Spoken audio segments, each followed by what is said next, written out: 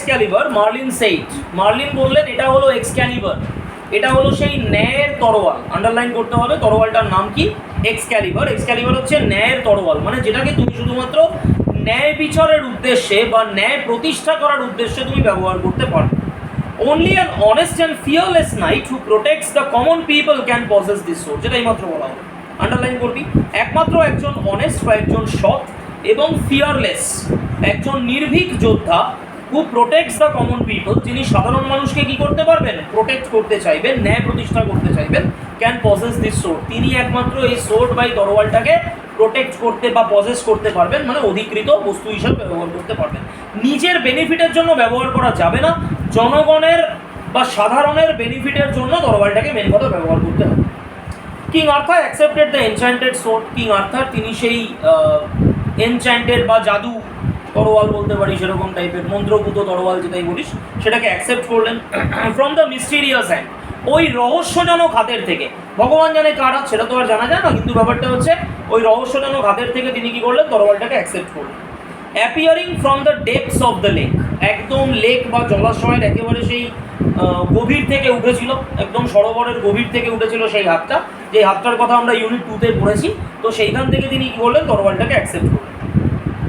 তিনি কি বললেন, underline, I shall never use this magic sword for any personal benefit, আমি এই ম্যাজিক সোর্ডকে, আমি এই জাদু তরোয়ালকে কোনোদিন আমার পার্সোনাল বেনিফিটের জন্য ইউজ করব না। পার্সোনাল বেনিফিট মানে ব্যক্তিগত লাভ, ব্যক্তিগত লাভের জন্য আমি জীবনে এই তরোয়ালটাকে কি করব না, কোনোদিন ব্যবহার করব না, প্রজাদের স্বার্থে করব। King Arthur could gift piece and prosperity to England, king Arthur ইংল্যান্ডে কী কী দিতে পারতেন, আন্ডারলাইন করতে হবে।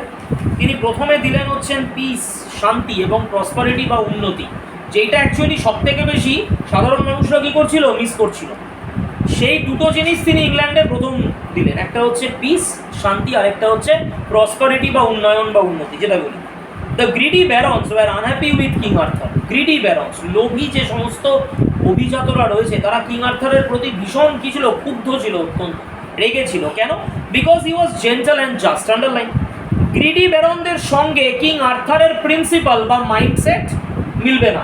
কেন মিলবে না, বিকজ কিং আর্থার কেমন ছিলেন, ভালো মানুষ ছিলেন, পিস প্রসপারিটি উনি চাইছিলেন যাতে কি হয়, সাম্রাজ্যের মধ্যে যাতে ভালো রকমভাবে শান্তি হোক, কি সম্প্রীতির একটা পরিবেশ সেটা যাতে তৈরি হয়। সেটা না করে গ্রিডি ব্যারনদের কেমন উদ্দেশ্য ছিল, যাতে ঝামেলা হোক, সিংহাসন নিয়ে মারপিট বাদুক ইত্যাদি ইত্যাদি। তো এদের সাথে আর্থারের যে মাইন্ডসেট সেটা মিলছিল না। He married the beautiful lady Guinevere, underline করতে হবে, গিনেভার বা গুইনেভার, তিনি বিবাহ করলেন সুন্দরী একজন মহিলা যার নাম হচ্ছে গুইনেভার বা গিনেভারও বলতে পারিস। তিনি কে, তার পরিচয়টা কি, আন্ডারলাইন করতে হবে, daughter of the king of Cornwall, কর্নওয়ালের রাজার মেয়ে। কর্নওয়াল একটা রাজ্যের নাম, সেইখানকার রাজা, তার মেয়ে হচ্ছে গুইনেভার বা Guinevere, whatever the name is, তাকে তিনি কি করলেন, বিবাহ করলেন। অন দ্য ওয়েডিং ডে, যেদিন তার বিবাহ সম্পন্ন হলো, Merlin took him to a richly gilded pavilion, Merlin তাকে নিয়ে গেলেন, কোথায় নিয়ে গেলেন, একটা প্যাভিলিয়ন। প্যাভিলিয়ন মানে প্রেক্ষাগৃহ, প্রচুর বড় হল টাইপের, যেরকম ওরকম একটা বিরাট বড় হলের মধ্যে নিয়ে গেছে। গিল্ডেড মানে সুসজ্জিত, সাজানো, রিচলি গিল্ডেড মানে খুব সুন্দর করে সাজানো, এরকম একটা প্যাভিলিয়নের কাছে মার্লিন তাকে নিয়ে গেছে। কেমন প্যাভিলিয়নটা, আন্ডারলাইন করতে হবে, painted crimson and dark blue, কেমন কালার, ক্রিমসন কালারের, ডিপ রেড, একেবারে ডিপ রেডকে আমরা কি বলি, ক্রিমসন বলি, আর ডার্ক ব্লু একদম সেই গাঢ় লাল, গাঢ় নীল, এরকম টাইপের কালারটা গোটা হলের, তার ভেতরে মার্লিন নিয়ে গেছে। তাকে নিয়ে গেছে, কিং আর্থারকে নিয়ে গেছে। কোন দিন নিয়ে গেছে, তার ওয়েডিং ডেতে নিয়ে গেছে, বিবাহের দিন, সেদিনকে নিয়ে গেছে। দ্য ফ্লোর ওয়াজ মার্বেলড, ফ্লোরটা মার্বেল করা সুন্দর করে। In the middle of the room, underline করতে হবে, একদম ঘরের মাঝামাঝি, was a huge round oak table richly curved capable of sitting 50 people, একদম রুমের মাঝামাঝি, বিশাল বড় হলঘর রয়েছে, রুমের মাঝামাঝি একটা কি রয়েছে, একটা হিউজ, একটা বিশাল বড় রাউন্ড কালারের একটা গোলাকৃতি ওক টেবিল, ওক কাঠ দিয়ে তৈরি বা ওক গাছের কাঠ দিয়ে তৈরি একটা টেবিল রয়েছে, রিচলি কার্ভ, খুব দারুণ ডিজাইন করা, কার্ভ করা, দারুণ ডিজাইন করা। কজন লোক সেইখানে বসতে পারে, কেপেবল অফ সিটিং 50 পিপল, বুঝতে পারছিস, অ্যাট এ টাইম ওই টেবিলটার চারিধার দিয়ে 50টা লোক বসতে পারে, মানে টেবিলটা যথেষ্ট বড়। তা না হলে 50টা লোক বসানো সম্ভব নয়, কখনো অসম্ভব বিষয়। তার মানে কি, যথেষ্ট বিরাট বড় একটা টেবিল, এবং টেবিলের চারিদিক দিয়ে কটা লোক মোটামুটি বসতে পারে, 50 people, 50টা লোক বসতে পারে। This was the famous round table around which gathered King Arthur's devoted knights. এটা ছিল সেই বিখ্যাত রাউন্ড টেবিল যেইখানে কিং আর্থারের ডিভোটেড মানে তার জন্য যারা প্রাণ দিয়ে দিতে পারে এরকম যোদ্ধারা এসে উপস্থিত। আচ্ছা প্রশ্ন, তার মানে স্যার রাজার ওই সেনাবাহিনী কি মাত্র 50 জনকে নিয়ে? একেবারেই নয়। সেনাবাহিনী যতজনের সবাইকে তো আর ডাকা সম্ভব নয়। তার মানে কি, কাদেরকে ডাকছে? সেনাবাহিনীর যারা মুখপাত্র, সেনাবাহিনীটাকে যারা রিপ্রেজেন্ট করবে তাদেরকে ডেকে পাঠাচ্ছে। ফর এক্সাম্পল ধর, কোনো একজন বিধায়ক যিনি বিধানসভায় যাবেন, এই যে ভোটটা যেটা হলো যেখানে সবাই নির্বাচিত হলেন বা বিভিন্ন টাইপের দল মত, আমি সেই সবের ব্যাপারে কিছু যাচ্ছি না। বিষয়টা হচ্ছে কোনো একজন বিধায়ক তিনি হয়তো ভাবলেন যে একটা ওয়ার্ডের ভেতরে, একটা এরিয়ার ভেতরে এরকম টাইপের বা একটা বিধানসভা কেন্দ্রে তিনি কী করবেন, বিধানসভা কেন্দ্রে তিনি একটা সভা করবেন, বিধানসভা কেন্দ্রের ভেতরে একটা ক্যাম্পেইন করবেন, একটা অভিযান টাইপের কিছু করবেন। তিনি কোনো একটা স্কিম শুরু করবেন, সাধারণ মানুষের জন্য হতে পারে বা বিভিন্ন টাইপের কোনো একটা নতুন হয়তো নিয়ম কানুন আনবেন সেটার জন্য। আচ্ছা এবার বিষয়টা হচ্ছে, কোনো একটা কনস্টিটিউশনাল অ্যাসেম্বলিতে বা বিধানসভা কেন্দ্রে দাঁড়িয়ে তিনি বিধানসভা কেন্দ্রে যদি নতুন করে একটা কোনো নিয়ম চালু করতে চান, তিনি সকল লোককে ডাকতে পারবেন? সম্ভব তো কোনো। একটা বিধানসভা কেন্দ্রের মানে তো হাজার লাখের ওপর লোক থাকে এরকম ধরনের, যেটা বড় ধরনের হয় আর কি। সেই জায়গাতে দাঁড়িয়ে সব লোককে ডাকা সম্ভব না, ডাকবেন না। তাহলে প্রশ্ন হচ্ছে কাদেরকে ডাকবেন? যে সমস্ত বিধানসভা কেন্দ্রের মধ্যে যে কটা ওয়ার্ড রয়েছে সেই ওয়ার্ডের একজন করে কি রয়েছে, কাউন্সিলর। বিধানসভা কেন্দ্রগুলোতে যে ওয়ার্ড রয়েছে সেই প্রতিটা ওয়ার্ডের মধ্যে কি রয়েছে, একজন করে কাউন্সিলর রয়েছে। দেখুন মিউনিসিপ্যালিটির কাউন্সিলররা থাকে না, বিভিন্ন এক একটা ওয়ার্ডে এক একজন কাউন্সিলর থাকে। তিনি কি করবেন, তখন কাউন্সিলরদেরকে ডাকবেন। কাউন্সিলররা সাধারণ মানুষের স্পোক্স পারসন হিসাবে যাবেন, তারা সাধারণ মানুষের হয়ে তাদের বক্তব্যগুলোকে তুলে ধরবেন। কার কাছে? যিনি এমএলএ রয়েছেন, বিধায়ক রয়েছেন, তার কাছে তুলে ধরবেন। তার মানে গোটা লোককে ডাকা সম্ভব না, সব লোককে ডাকতে গেলে তো অফিস ভরে যাবে। তাহলে কাদেরকে ডাকবেন? শুধু ওয়ার্ড মাফিক কাউন্সিলরদেরকে ডাকবেন। আচ্ছা আমার এইখানে এতগুলো ওয়ার্ড রয়েছে, সাপোজ কথার কথা বলছি 40টা ওয়ার্ড রয়েছে, 40টা ওয়ার্ডের থেকে 40 জন কাউন্সিলর চলে আসুন। 40টা ওয়ার্ডের সমস্ত লোককে ডাকতে গেলে তো পাগল হয়ে যাবে লোকটা। তার মানে এক্স্যাক্টলি এটাও তাই। রাজার বাহিনীতে টোটাল 50 লোক ছিল না, রাজার বাহিনী অনেক বড় ছিল। তার মধ্যে 50 জন কি ছিল, স্পোক্স পারসন বা মুখপাত্র ছিল। রাজা তাদেরকে ডেকে ডিসাইড করতেন, যে যেটাই রুল হবে তাদেরকে ডেকে ডিসাইড করা হতো। তারা কি করতো, নিজের নিজের জায়গার মধ্যে বিষয়গুলোকে ছড়িয়ে দিত, এটাই হতো। সেই হিসাবে 50 জন এবং যথারীতি কি, this knights promise that they would help the helpless.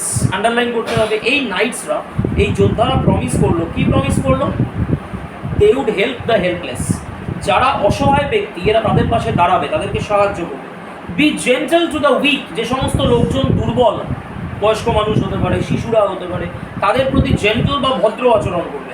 And two punish the weekend, এবং যারা বদমাইশ লোক তাদেরকে শাস্তি দেবে। টু কিপ দেয়ার ভোজ, ভোজ মানে শপথ, তাদের শপথ নেওয়ার জন্য the knights undertook countless hazardous adventures.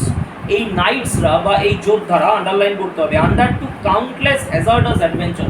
এবার স্বাভাবিক, শান্তি প্রতিষ্ঠা, ন্যায় প্রতিষ্ঠা, সাধারণ মানুষের বা সাধারণ জনগণের জন্য ভাবনা চিন্তা করা, তাদেরকে উন্নয়ন করা, এগুলো তো আর একদিনে বললাম আর হয়ে গেল তাতে তো হবে না। এটা তো সিস্টেম, এটাকে তো চালু করতে টাইম লাগবে।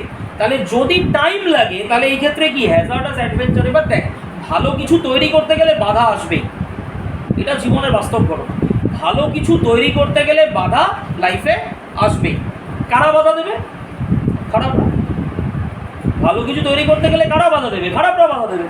তুই বেটার কিছু তৈরি করতে চাইছিস, তুই বেটার একটা সিস্টেম তৈরি করতে চাইছিস, সেখানে বাধা কারা দেবে? খারাপরা বাধা দেবে। খারাপরা চাইবে না ওটা তৈরি করতে, তাহলে কি হবে, ওদের স্বার্থসিদ্ধির জায়গাটা কি হবে, নষ্ট হয়ে যাবে। এখানেও ঠিক তাই হলো। যেই মুহূর্তে শান্তি প্রতিষ্ঠার কথা বলা হলো, অসহায় মানুষের পাশে দাঁড়ানোর কথা বলা হলো, কাউন্টলেস হ্যাজার্ডাস অ্যাডভেঞ্চার, প্রচুর পরিমাণে হ্যাজার্ডাস মানে অত্যন্ত বিপজ্জনক অ্যাডভেঞ্চার এদেরকে পালন করতে হবে। এরা বড় বড় যুদ্ধে এরা কি করলো, অংশগ্রহণ করতে হলো। The stories of their goodness and kindness spread through out the country. Underline, এদের যে গুডনেস, এদের যে ভালো মানসিকতা, এদের যে কাইন্ডনেস, এদের যে দয়া, এটা আলটিমেটলি দাঁড়িয়ে গোটা দেশ জুড়ে ছড়িয়ে। এটা যেমন সত্যি কথা যে ভালো কাজ করতে গেলে বাধা আসে, তেমনি এটাও সত্যি কথা যে ভালো কাজটাকে কখনো আটকে রাখা যায় না। একদিন না একদিন কি হবে সেটা সাধারণ মানুষের কাছে আসবেই, এটা ন্যাচারাল বিষয়। যেমন ধর আমাদের ভারতীয়দের বিপ্লবীদের মধ্যে চিন্তাভাবনা ছিল আমরা ভারতবর্ষকে স্বাধীন করব, টাইম লেগেছে, প্রচুর বাধা এসছে, 190 বছর ধরে ইংরেজরা আমাদের ওপর শাসন করেছে, অনেক বাধা এসছে। ফাইনালি আমরা কিন্তু সাকসেসফুল, মানে আমরা বলতে অবভিয়াসলি যারা বিপ্লবীরা, নমস্য ব্যক্তিত্ব যারা, তারা কী হয়েছেন, সাকসেসফুল হয়েছে যে হ্যাঁ আলটিমেটলি আমরা আমাদের দেশকে স্বাধীনতা অর্জন করিয়ে দিতে পেরেছি। তারা একটা সুস্থ ভারতবর্ষের স্বপ্ন দেখেছিলেন, যেটাতে তারা কিছুটা অর্থে হলেও সফল হয়েছে। এরকম টাইপের ব্যাপার। King Arthur ruled for many years. King Arthur তিনি বহু লড়াই করলেন, এরকম টাইপের অনেক বছর ধরে তিনি শাসন করলেন। হ্যাপি ইয়ার্স, মানুষের জীবন অত্যন্ত আনন্দে কাটতে লাগলো। গ্রিউ ওল্ড উইথ টাইম, এবং যথারীতি সময়ের সাথে সাথে স্বাভাবিক গান বয়স হল। Many of his trusted knights had perished during their adventures. তার অনেক বিশ্বস্ত যোদ্ধারা মারা গেল। কখন মারা গেল আন্ডারলাইন করতে হবে, ডিউরিং দেয়ার অ্যাডভেঞ্চার্স।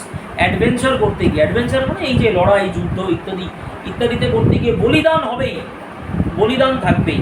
ইতিহাস লিখতে গেলে বলিদান থাকবেই। এত বিপ্লবীদের বলিদানের ফলেই তো আজকে আমাদের ভারতবর্ষ স্বাধীন। তার মানে বলিদান হলো প্রচুর। এরকম তার ট্রাস্টেড বা বিভিন্ন বিশ্বস্ত যে সমস্ত যোদ্ধারা রয়েছে তারা পেরিস্ট হয়ে গেল বা মারা গেল কালের নিয়মে যুদ্ধ করতে গিয়ে ইত্যাদি। The king gave his magic sword the Excalibur to a trusted knight. রাজা কি করলেন, এবার ধীরে ধীরে তার বয়স হচ্ছে, তো তিনিও জানেন যে তিনিও আর বেশি দিন বাঁচবেন না হয়তো। তাহলে তিনি কি করলেন, গেভ হিজ ম্যাজিক সোর্ড, তার ওই যে জাদু তরোয়ালটাকে তিনি দিলেন এক্সক্যালিবারকে। কার কাছে, two a trusted night, underline করতে হবে। কার কাছে দিলেন, একজন বিশ্বস্ত যোদ্ধার কাছে তিনি তার তরোয়ালটাকে, তার এক্সক্যালিবারটাকে তিনি দিয়ে দিলেন। কেন, কারণ তিনি আগেই বলেছিলেন যে তিনি তার কোনো পার্সোনাল বেনিফিটে এই তরোয়ালটাকে ব্যবহার করবেন না। তার বয়স হচ্ছে ধীরে ধীরে, হতেই পারে যে তার কোনো পার্সোনাল বেনিফিটের জন্য তিনি কী করলেন, তরোয়ালটাকে ব্যবহার করতে হলো তার বাই চান্স নিজেকে রক্ষা করবার জন্য। কারণ তার শারীরিক সক্ষমতা এখন কি আসছে, কমে আসছে, ধীরে ধীরে বয়স হয়ে যাচ্ছে। তিনি বললেন যে না, যেটা কথা দিয়েছিলাম সেটা একদম শেষ দিন অবধি কথা রাখবো। অর্থাৎ আমি নিজের প্রয়োজনে এই তরোয়ালটাকে কী করবো না, কোনো সময় ইউজ করবো না। কাদের ওয়েলফেয়ারের জন্য ইউজ করবো, প্রজাদের ওয়েলফেয়ারের জন্য, আমার নিজের কাজে নয়। ট্রাস্টেড নাইটকে তিনি দিয়ে দিলেন। কি বললেন, অ্যাট দ্য কিংস কমান্ড, রাজার আদেশে, the night threw the sword into the leg. Underline, রাজার আদেশে যোদ্ধার কি করলো, সেই যোদ্ধা একদম ফ্লাওয়ার্স অব্দি তাকাবি।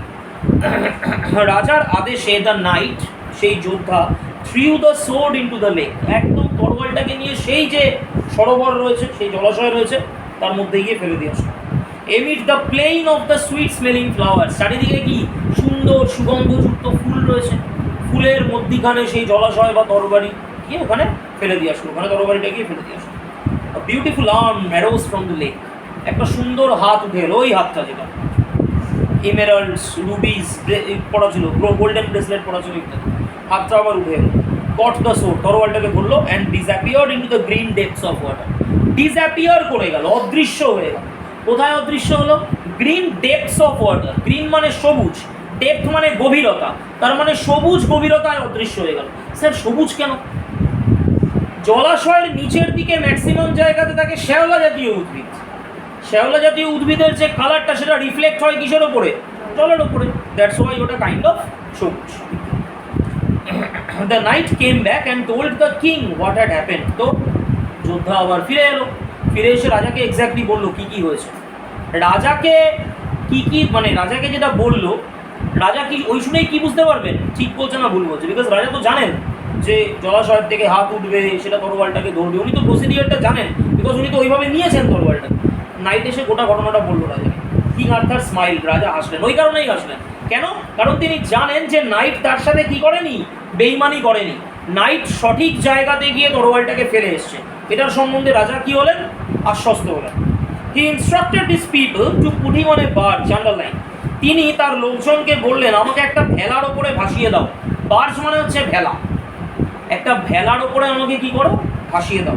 ইট was the hour of twilight. Underline, সেটা ছিল গোধূলির সময়, টুয়াইলাইটের টাইম। গোধূলি কোন সময়টা, দেখবি গ্রীষ্মকালে বিকেলের দিকে অনেক ক্ষেত্রে কি হয়, ওই সূর্যের আলোটা খুব তীব্রতর থাকে, মানে যতটা বিকেলে ইউজুয়ালি আলো দেখা যায় তার তুলনায় একটু শাইনিংটা বেটার থাকে। আবার তার সঙ্গে কি হয়, ওই হালকা হালকা একটা সন্দেহ নেমে আসে এরকম টাইপের। বেসিক্যালি ওই গরুর পায়ের ধুলোর থেকে গোধূলি তৈরি হয় ইত্যাদি টাইপের একটা কাহিনী রয়েছে। বিষয়টা হচ্ছে আলটিমেটলি টুয়াইলাইট বা গোধূলির সময় সেই সময়টা রয়েছে। উইথ টিয়ারফুল আইজ, এবার ভেলার ওপরে রাজাকে উঠিয়ে দেওয়া হলো, রাজার বয়স হয়ে গেছে। উইথ টিয়ারফুল আইজ, অশ্রু সজল চোখে, সবার চোখ দিয়ে জল পড়ছে। Everyone bed good bye to the king, underline. সবাই চোখ মুছতে মুছতে রাজাকে কি করলো, বিদায় জানালো যে রাজা ঠিক আছে। রাজা এবার কি করলো, অতল দেশে পাড়ি দিলেন এরকম। And the barge sailed away বা sailed with him towards the setting sun, underline. এবং বার্জটা বা সেই যে ভেলাটা আলটিমেটলি ভেসে চললো, কোন দিকে ভেসে চললো, সেটিং সান। সেটিং মানে সূর্যাস্ত। অর্থাৎ এটা মনে করানো হচ্ছে, প্রতীকী অর্থটা খেয়াল কর, রাজা ধীরে ধীরে ধীরে ধীরে বার্জে করে বা ভেলায় করে এগিয়ে যাচ্ছেন এবং সূর্যটাও ধীরে ধীরে ধীরে ধীরে অস্ত যাচ্ছে। মানে দুটো কি কি একই রকম জায়গাতে তুলনা করা হয়েছে। রাজার জীবনেরও শেষ হয়ে আসছে, সূর্যটাও দিনের শেষে অস্ত যাচ্ছে। এরকম একটা প্রতীকের মধ্যে রাজা ধীরে ধীরে ধীরে ধীরে অস্তগামী সূর্যের দিকে ভেলায় ভেসে এগিয়ে চলে। কমপ্লিট।